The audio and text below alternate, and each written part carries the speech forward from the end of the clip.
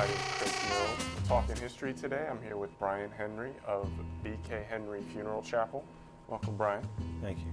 So you and your business have been on H Street for a long time. Tell us about the history of your business. Yes, first of all, thanks, Chris, for coming over and sharing with me. So far, we've been here approximately 19 years. We've seen a lot of changes here. The new changes that are forthcoming, I'm definitely glad to see them. It's, if I may say, it's a blessing to see the new changes coming in.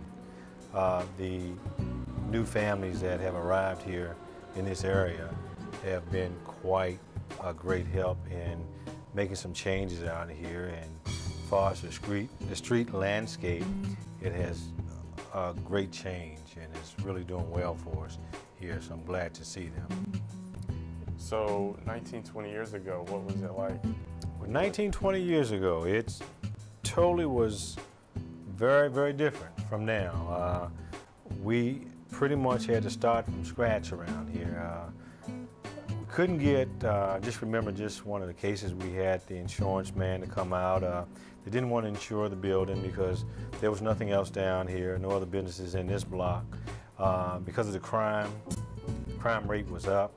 No one wanted to come down to, even down to lending, bank lending, because during that time, back in the early 80s, we had there was a homicide rate.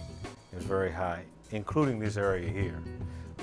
So we had a lot of issues with getting any help down here.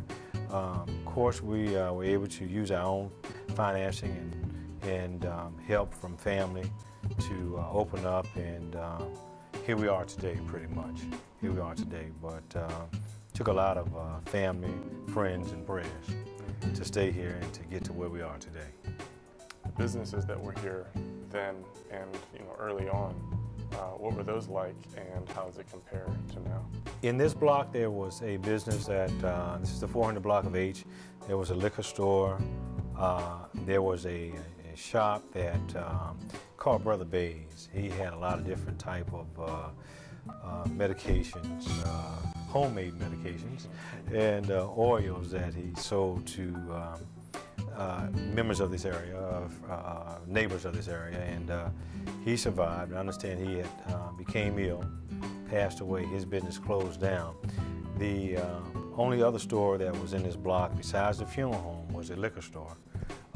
He stayed open for some time, and I guess because of the building, I think he was leasing the building, and he had to let go of the building.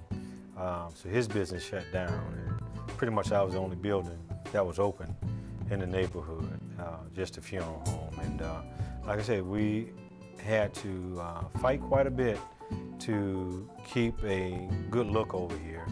Of course, we had to deal with the trash debris and homeless hanging out here, and we were able to work with them and pretty much employ them to help us to keep the area clean, and that really helped us out a lot.